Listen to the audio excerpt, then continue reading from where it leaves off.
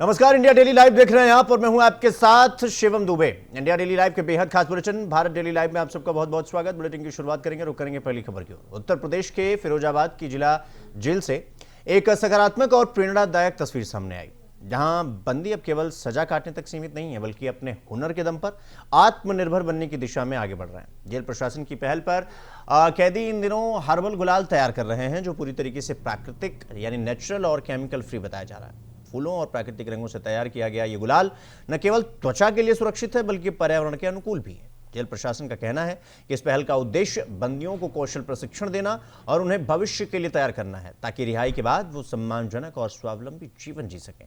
इस पहल से बंदियों में आत्मविश्वास भी बढ़ रहा है और समाज के प्रति सकारात्मक संदेश जा रहा है।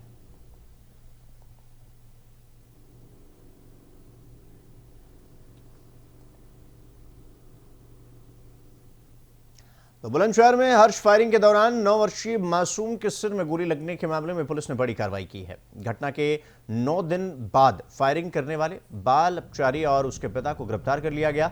यह वारदात 19 फरवरी को नगर कोतवाली क्षेत्र के सुनारों वाली गली में हुई थी, जहां छत पर खड़े 9 वर्षीय रेयांश सोनी के सिर में गोली लग गई। घटना की सीसीटीवी फुटेज भी सामने आया था और जिसमें नाबालिग द्वारा हर्ष फायरिंग करते हुए दृश्य कैद हुआ था। घायल बच्चा अभी भी हायर सेंटर में उपचाराधीन है, यानी उसका उपचार चल रहा है और पुलिस ने आरोपी के कब्जे से घटना में इस्तेमाल की गई लाइसेंसी पिस्टल भी बरामद कर ली है। पुलिस अधिकारियों का कहना है कि मामले में आगे की विधिक कार्रवाई की जा रही है और अब किसी भी तरह की लापरवाही बर्दाश्त नहीं की जाएगी। थाना कोतवाली नगर में विगत दिनों एक हर्ष फायरिंग की घटना कारित हुई थी, जिसमें एक शादी के कार्यक्रम में भात के दौरान एक हर्ष फायरिंग में एक 9 वर्षीय बच्चे को गोली लग गई, जिसे तत्काल स्थानीय अस्पताल में भर्ती कराया गया और फिर वहां से वो हायर सेंटर रिफर हुआ। वर्तमान में उसकी हालत जो है वो नियंत्रण में है और इस संबंध में जो बच्चे के परिजनों द्वारा तहरीरी सूचना के आधार पर मुकदमा सुसंगत धाराओं में पंजीकृत किया गया है और 2 नामजद के विरुद्ध मुकदमा था, जिसमें एक जो है बाल अपचारी है और एक अन्य जो है उसका पिता है।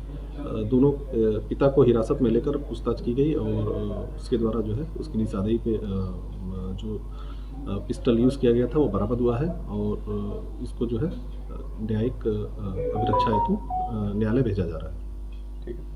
थाना कोतवाली तो मैनपुरी कोतवाली क्षेत्र के देवी रोड स्थित यादव मार्केट में उस वक्त हड़कंप मचा जब एक बिल्डिंग में भीषण आग लग गई। शुरुआती आशंका शॉर्ट सर्किट की वजह बताई जा रही है और आग ने एक ही परिसर में संचालित nursing home, e rickshaw garage और चीनी गोदाम में अपनी चपेट में लिया और फिर जो दृश्य देखने को मिला वो बेहद भयावह था। प्रत्यक्षदर्शियों के मुताबिक सुबह बिल्डिंग के अंदर से अचानक धुआं उठता हुआ दिखाई दिया। सूचना मिलते ही फर्म संचालक मौके पर पहुंचे, लेकिन तब तक आग बेहद विकराल रूप धारण कर चुकी थी और कुछ ही मिनटों में निचला फ्लोर धधकने लग गया और काला धुआं आसमान में छा गया। आगजनी में नर्सिंग होम का फर्नीचर और उपकरण, गैरेज में खड़े कई रिक्शा और गोदाम में रखा चीनी का स्टॉक जलकर राख हो गया। दमकल विभाग ने मौके पर पहुंचकर आग पर काबू पाया। फिलहाल नुकसान का आकलन किया जा रहा है। जानकारी भी पड़ोस के लोगों ने फोन करके बताया हमें कि धुआं निकल रहा, दुकान में से आग लग गई है। तो हमारे कब लगी थी आग? ये हमें भी सुबह फोन किया है 6 बजे। इसमें किस किस का सामान था, क्या सामान था? ई रिक्शा था, स्कूटी थी, बैटरियां थी, उनके पार्ट्स भी थे। और क्या था इसमें? कितनी दुकानों में आग लगी है? 3 दुकानों में आग लगी है, हॉस्पिटल में लगी है। 3 दुकानों में क्या क्या माल भरा था? एक बगल में हॉस्पिटल है, मेरी ई रिक्शे की दुकान है और स्कूटी है इलेक्ट्रिक वाली, और उसके बगल में चीनी वगैरह की गोदाम है। अब सुबह 7 बजे यहाँ से कॉल गया है कि गोदाम में आग लगी हुई है। अब गाड़ी उठा के एकदम आए तो बहुत ज्यादा आग लगी हुई थी। ये किसकी गोदाम थी? हमारी चीनी पूरा ये रिफाइंड की गोदाम। और कहाँ आग लग गई है इसमें है? और क्या कितना नुकसान हुआ है इसमें? कम से कम अब क्या बताएं, 20 से 25।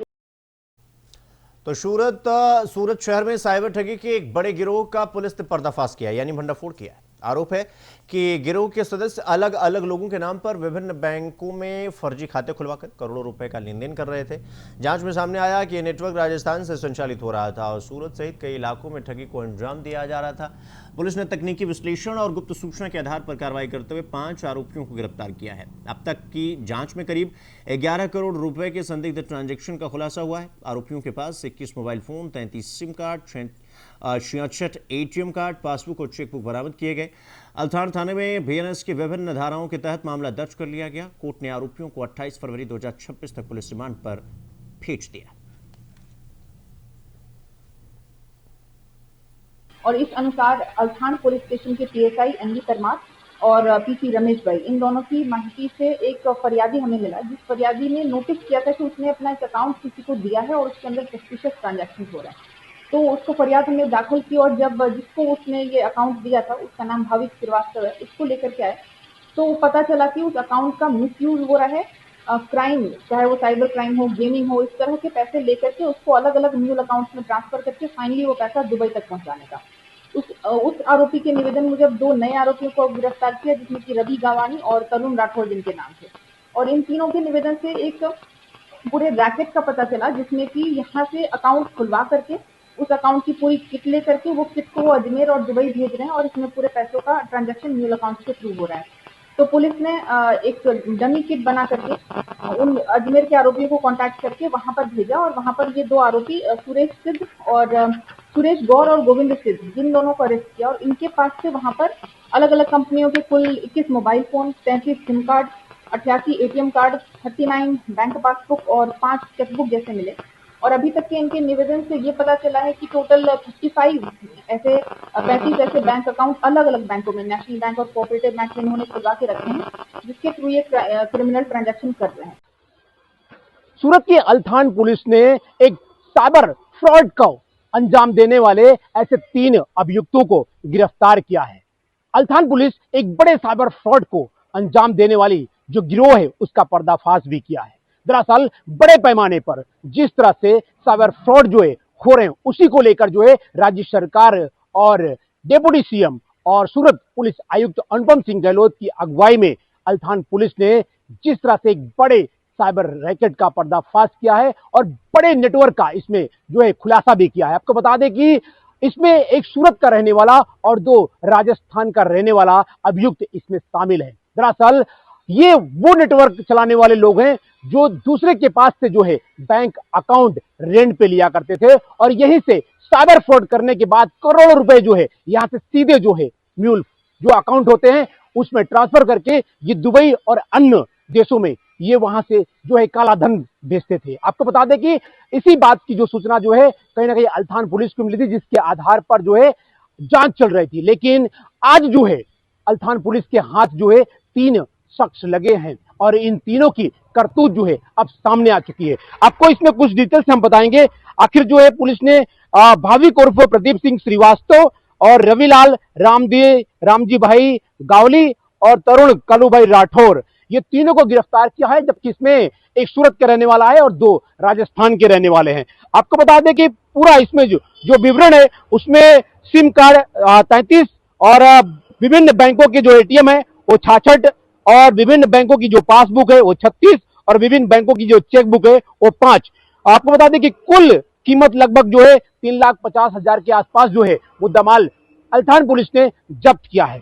अब सवाल ये होता है कि साइबर फ्रॉड को अंजाम देने वाले ये तीनों शख्स कैसे और कहां पर, किससे ये रेंट पर कितने रुपए में लेते थे, कैसे ये पूरा पैसा ट्रांसफर किसी अन्य अकाउंट में करते थे और कैसे ये पूरा जो है भारत का पैसा अन्य देशों में ये भेजते थे, इस पर पुलिस अब तफ्तीश करेगी, क्योंकि ये बड़े नेटवर्क का जो है कहीं ना कहीं एक भांडाफोड़ हुआ है और ऐसे ही साइबर फ्रॉड जो है मामले अक्सर सामने आते हैं, जिसमें हर एक युवा को, हर एक परिवार को जो है बचना चाहिए, क्योंकि आजकल के सोशल मीडिया का जमाना है और इसी में आम जनता जो है बहक जाती है और अपना लाखों रुपए की मेहनत की कमाई जो है वो कहीं ना कहीं खो देती है। लेकिन सूरत साइबर पुलिस से लेकर सूरत लोकल पुलिस भी इसमें कड़ी मेहनत करती हुई दिखाई दे रही है। तब तक के लिए आप देखते रहिए इंडिया डेली लाइव। रुक करेंगे अगली खबर की ओर। वर्धा जिले के पुलगांव में मराठी गौरव दिवस के अवसर पर पुलिस सब डिविजनल ऑफिस में विशेष कार्यक्रम का आयोजन किया गया। इस मौके पर पुलिस अधिकारियों और कर्मचारियों के लिए निबंध लेखन और हैंडराइटिंग प्रतियोगिता रखी गई। कार्यक्रम का आयोजन पुलगांव की पुलिस सब डिविजनल ऑफिसर वंदना कारखेले के नेतृत्व में किया गया, जिसे वर्धा के पुलिस अधीक्षक सौरभ कुमार अग्रवाल का मार्गदर्शन प्राप्त था। प्रतियोगिता में बड़ी संख्या में पुलिस अधिकारी और कर्मचारी शामिल हुए। सभी प्रतिभागियों ने पूरे उत्साह और जोश के साथ हिस्सा लिया। आयोजन का उद्देश्य मराठी भाषा के गौरव को बढ़ावा देना और पुलिस विभाग में रचनात्मक गतिविधियों को प्रोत्साहित करना था। कार्यक्रम के अंत में प्रतिभागियों के प्रयासों की सराहना की गई और भाषा और साहित्यों के प्रति सम्मान व्यक्त किया गया।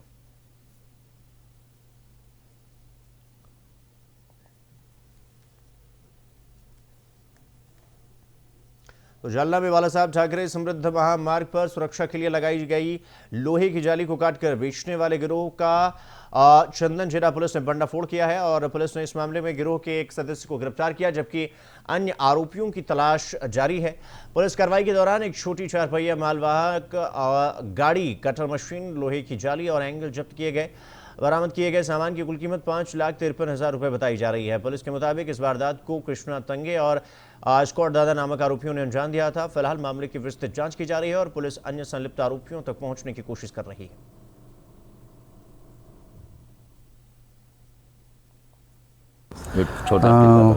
आज रात्रीमध्ये 12:30 वाजे सुमारास आम्हाला माहिती मिळाली की एक छोटा टेम्पो काहीतरी चोरीचं साहित्य घेऊन जात आहे अशी माहिती मिळाल्यावर आम्ही तात्काळ त्याचा माहिती घेतली, त्याचा पाठलाग करून त्याला पकडलं समृद्धी मार्गाच्या खाली थोडंसं।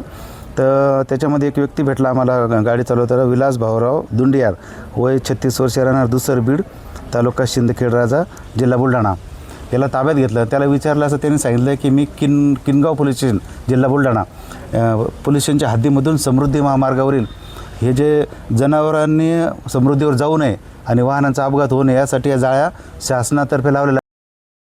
नागपुर के गणेश पेट थाना क्षेत्र में एक व्यक्ति द्वारा पुलिस स्टेशन के अंदर वीडियो बनाकर उसे सोशल मीडिया पर वायरल करने का मामला सामने आया, जहां पर इस मामले में एक संबंधित व्यक्ति ने आरोप लगाया कि पुलिस उसकी मकसद को जो है उसकी मदद नहीं कर रही है और पैसे लेकर आरोपी को छोड़ दिया गया है। मामले की गंभीरता को देखते हुए हमारी टीम ने गणेश पेट थाना प्रभारी अतुल तावड़े से बातचीत की। थाना प्रभारी ने बताया कि शिकायत मिलते ही एनसी दर्ज की गई और आरोपियों की तलाश के लिए जांच प्रक्रिया शुरू कर दी गई। उन्होंने स्पष्ट किया कि पुलिस ने किसी भी शिकायतकर्ता की मदद से इंकार नहीं किया और न ही पैसे लेकर किसी को छोड़ा गया।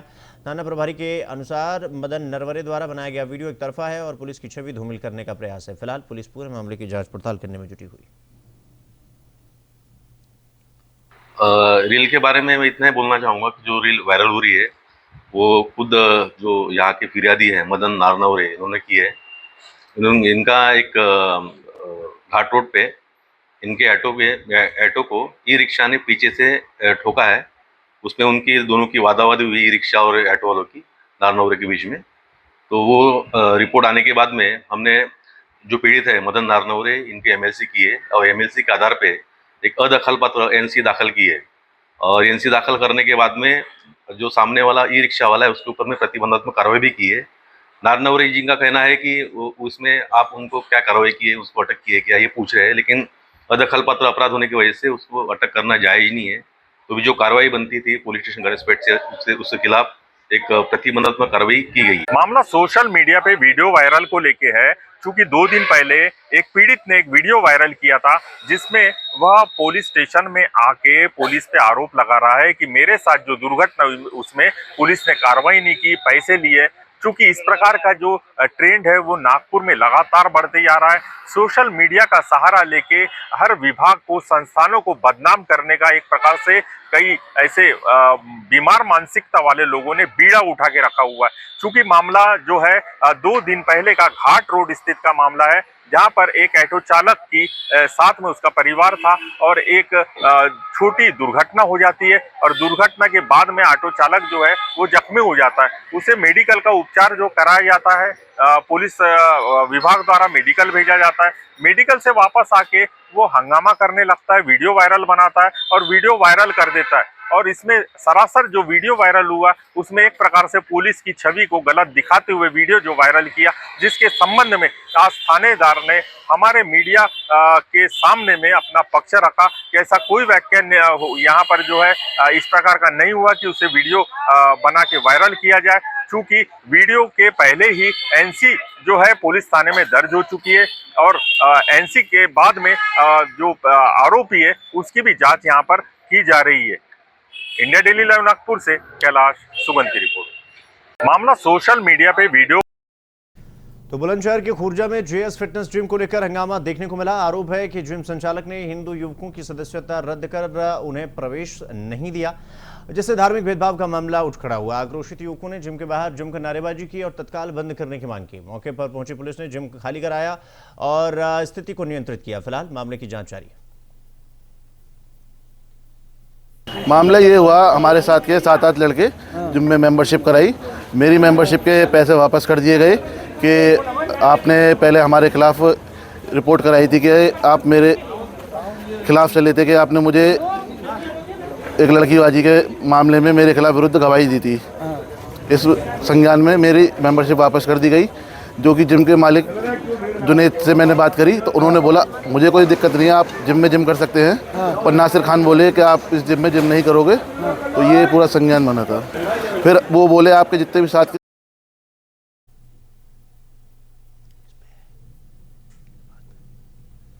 तो इस खबर पर हमारे सहयोगी कपिल हमारे साथ जुड़ गए हैं बुलंदशहर से। कपिल, जिस तरीके से जिम पर धार्मिक भेदभाव का आरोप लगा है, क्या कुछ ये पूरा मामला है? हंगामा किस बात को लेकर है?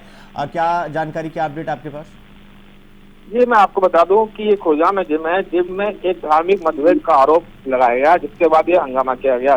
कुछ हिंदू युवा हैं वो जिम में जिम करते हैं और अभिषेक वर्मा का आरोप है कि जिस संचालक ने एक विशेष समुदाय को प्राथमिकता दे रहे थे, वहाँ गवाही देने के रंजिश में उसे जिम से हटा दिया और जो उनके साथ और भी जो हिंदू हैं, युवा हैं, उन्हें भी जिम से हटा दिया। इसकी शिकायत जब उस युवक ने पुलिस की तो पुलिस ने उस जिम को खाली करा दिया। अब फिलहाल पुलिस इस कार्रवाई में जुटी हुई है।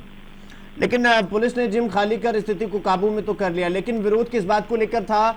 क्या बात कही जा रही थी और क्या इस तरह का जो मामला है इस पर समय रहते लगाम लगाना बहुत जरूरी है, क्योंकि ये मामला फिर किसी और एंगल की तरफ जाता तो फिर स्थिति और भयानक हो सकती थी। कपिल, शिवम, इस बता दो, ये जो युवक है शिवम वर्मा, जो जिम संचालक है, उसके खिलाफ उसने गवाही दी थी, उसी को लेकर ये हंगामा हुआ है।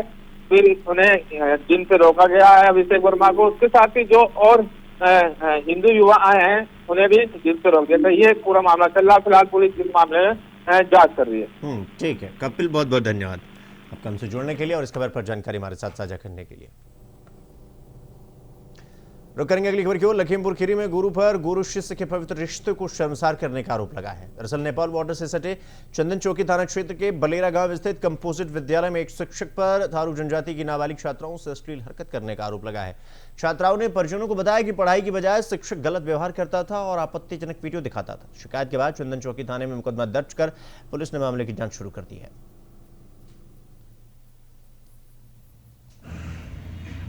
दिनांक 24 फरवरी 2026 को थाना चंदन चौकी क्षेत्र अंतर्गत ग्राम बलेरा के विद्यालय में शिक्षक सुनील सिंह द्वारा छात्रा के साथ की गई अश्लील हरकत एवं गलत नियत से देखना आदि की शिकायत प्राप्त होने पर थाना चंदन चौकी में समुचित धाराओं में अभियोग पंजीकृत। तो इस खबर पर हमारे सहयोगी अरविंद अवस्थी हमारे साथ जुड़ गए हैं। अरविंद, ये जो शिक्षक पर आरोप लगा है छात्राओं के साथ अश्लील हरकत करने का, क्या कुछ ये पूरा मामला है? थोड़ा विस्तार से बताइए।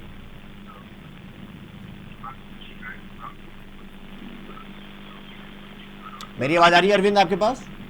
जी बिल्कुल शिवम सर, बताना चाहूंगा कि लखीमपुर खीरी में जिस तरीके से शिक्षक की जो है यहाँ पे पाठशाला चलती थी, लेकिन वहाँ अश्लील हरकतों का उस पाठशाला के अंदर जो है जो बच्चियाँ थी, मासूम बच्चियों के साथ जो टीचर है वो लगातार जो है अश्लील हरकतें कर रहा था। हालांकि जो हम नहीं कह रहे वो बच्चियों को बड़ा आरोप है, 1 नहीं 2 नहीं 4 नहीं 10 बच्चियों का लगातार आरोप हो रहा है कि वहाँ पे बच्चियों के साथ जो है उनके स्तंभ पे जो है इस तरीके का हाथ लगाना, इस तरीके से गंदे वीडियो दिखाना, इस तरीके का लड़कियों और बच्चों ने आरोप लगाया है कि जिस तरीके से पिक्चर जो होती है इन तरीके बच्चों को दिखाते थे। हालांकि टीचर का जो काम होता है वो अपने काम के बजाय बच्चों को जो है गलत शिक्षा की तरफ मोड़ दे रहा था।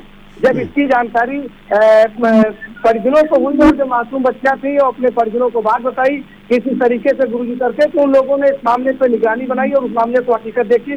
तो हालांकि जो चंदन चौकी पुलिस थी वहाँ पे सूचना दिया और सूचना के बाद FIR लिखी गई और आज 5 दिन बीत जाने के बाद भी पुलिस की गिरफ्त से जो टीचर है वो बुलंदशहर का रहने वाला है, तो वो जो है अपना मोबाइल स्विच ऑफ करके और जो फरार चलाना की पुलिस का कहना है साफ तौर पर कि टीमें लगाई जाएंगे और इसकी जल्द ही गिरफ्तारी की जाएगी। और जो है जो जिला बेसिक शिक्षा अधिकारी जो कभी तिवारी है वो उनसे बातचीत की गई है, तो उन्होंने भी बताया है कि इसको सस्पेंड कर दिया गया है और विभागीय जांच चल रही है। अगर ऐसी हरकत इन बच्चियों के साथ किया है और अगर दोष सिद्ध हो जाता है तो इनके खिलाफ और भी बड़ी कार्रवाई की जाएगी। जी सर। ठीक है अरविंद, बहुत बहुत धन्यवाद आपका हमसे जुड़ने के लिए और इस खबर पर जानकारी हमारे साथ साझा करने के लिए। तो वहीं बांदा में दिल दहला देने वाली घटना सामने आई, जहां पूरा मामला मरका थाना क्षेत्र का है, जहां मायके में रह रही महिला ने घरेलू बातों को लेकर मां से विवाद होने में अपनी बेटी 5 साल की बेटी को यमुना नदी में फेंक दिया और इससे बच्ची देखते ही देखते पानी की गहराई में समा गई। बाद में महिला ने खुद भी पुल से नदी में कूदने का प्रयास किया, लेकिन राहगीरों ने उसे पकड़ लिया। पुलिस एक दर्जन गोताखोरों और स्थानीय लोगों की मदद से नदी में बच्ची की खोजबीन की जा रही है।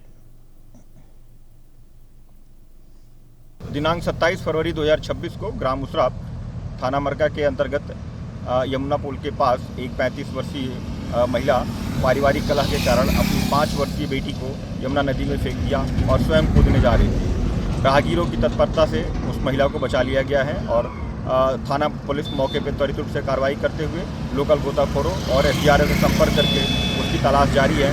मौके पर शांति व्यवस्था कायम है। तो ग्रेटर नोएडा में कालीधार का खौफनाक तांडव सामने आया, जहां थार चला रहे लड़के ने पेट्रोल पंप पर टैंक फुल कराया और बिना पैसे दिए फरार हो गया। वहीं जब कर्मचारियों ने मोटरसाइकिल से पीछा किया तो थार चालक ने जोरदार टक्कर मार दी, जिसमें एक बाइक सवार घायल हो गया और करीब 10 किलोमीटर तक बाइक थार में फंसी घसीटती रही। रास्ते में कई लोगों की जान खतरे में पड़ी, लोग चीखते चिल्लाते रहे। धूम मानिकपुर से शुरू हुआ और हंगामा बादलपुर दादरी तक पहुंचा। सूचना के बावजूद पुलिस देर से सक्रिय हुई। जारचा और कोतवाली पुलिस ने आखिरकार पीछा कर थार पकड़ ली, जिसके बाद पुलिस आगे की कार्रवाई में जुट गई। हमारा पंप रघुनंदन प्रसाद एंड सन धूम मानिकपुर में पंप है, तो उसमें थार गाड़ी आई थी। 4000 फुल गाड़ी कराई, 4044 करीब उसमें तेल आया है। उसमें तेल डला के बोला ऑनलाइन करूंगा। ठीक है। ऑनलाइन करने के बाद में हम मशीन जैसे लेने गए तो गाड़ी को लेकर भाग लिए। ठीक है। तो हम बाइक लेकर इनके पीछे दौड़े हैं। तो गाड़ी का नंबर नोट किया आपने? गाड़ी पे कोई नंबर नहीं था। ठीक है। गाड़ी पे कोई नंबर, गाड़ी का पीछा किया। गाड़ी का पीछा किया, पीछे ये बाईपास दादरी बाईपास पे चली है। ठीक है। तो इसके सामने कई को एक मारता हुआ टक्कर मार के निकला है आगे। ठीक है। उसके बाद में इस पे तुम्हारा बाईपास घूम के चिठाड़ा पार करके मोटरसाइकिल में इसने सेलमैन को हमारे टक्कर मार दी है। तो सेलमैन आप लोग मतलब गाड़ी को पकड़ने का प्रयास कर रहे हैं? हाँ, गाड़ी को प्रयास हम कर रहे हैं, पीछे भी चल रहे हैं। सूचना तो उसके बाद में हमारे सेलमैन को टक्कर मार गए, मोटरसाइकिल फंस गई इनकी गाड़ियों में। तो गाड़ी को खचेड़ते हुए 8-10 किलोमीटर गाड़ी मोटरसाइकिल खचेड़ के लाए हैं। छोलस गांव में आके लोकल रोड पे कट गए हैं। हमारा पंप रघुनंदन प्रसाद एंड सन। मैनपुरी में गैंगस्टर एक्ट के आरोपी अमित उर्फ टिल्लू के खिलाफ बड़ी कार्रवाई की गई है। जिलाधिकारी के आदेश पर उसकी 2 संपत्तियां कुर्क कर दी गई हैं। कोतवाली थाना क्षेत्र में स्थित करीब 32,40,000 रुपए की संपत्ति जब्त कर दी गई, जबकि कुरावली क्षेत्र में करीब 21 लाख रुपए की संपत्ति को कुर्क कर दिया गया। आरोपी के खिलाफ पहले शराब फैक्ट्री मामले में केस दर्ज हुआ था, जिसके बाद गैंगस्टर एक्ट के तहत कार्रवाई की गई। प्रशासन ने ढोल बजवाकर मुनादी कराई और संपत्ति पर नोटिस भी चस्पा किया। पुलिस अधिकारियों का कहना है कि अपराध से अर्जित संपत्ति पर सख्त कार्रवाई जारी रहेगी। देखिए, माननीय जिलाधिकारी महोदय के वार्ड संख्या 291/2026 जो अमित उर्फ टिल्लू पुत्र श्री अर्जेंट सिंह जो निवासी गंगापुर थाना कोराली करने वाले हैं, इनके खिलाफ गैंगस्टर की कार्रवाई की गई है। इनकी 2 संपत्तियां कुर्क की जा रही हैं। पहली संपत्ति कोतवाली क्षेत्र में है, जिसमें वार्ड संख्या जो है 626/2025 जो लिखी गई थी इनके खिलाफ, जिसमें ये आबकारी विभाग के माध्यम से साथ में एक अभियान के तहत जो यहाँ पे शराब फैक्ट्री पकड़ी गई थी, तो इस तरह का कार्रवाई की जा रही है, जिसमें इनकी कुल जो संपत्ति यहाँ की है वो 32,40,000 रुपए की संपत्ति है, आज कुर्क की जा रही है। इसी के बाद इनकी जो संपत्ति कुरावली में है उसको भी कुर्क की जाएगी। तो इस तरह जिला प्रशासन द्वारा विशेष अभियान के तहत ऐसे मामलों को संज्ञान लिया जा रहा है। जो इस तरह के अपराधी हैं, जो अभ्यस्त अपराधी हैं, जो आर्थिक धोखाधड़ी कर रहे हैं या इस तरह का अपराध कर रहे हैं, उनके खिलाफ बहुत कड़ी कार्रवाई की जा रही है। ऐसे ही कई और मामले हैं जिसपे निगाह है और उनकी भी संपत्ति कुर्क की जाएगी। देखिए, तो इसी खबर के साथ बुलेटिन में फिलहाल इतना ही, लेकिन देश और दुनिया की तमाम बड़ी खबरों को देखने के लिए देखते रहिए इंडिया डेली लाइव। नमस्कार।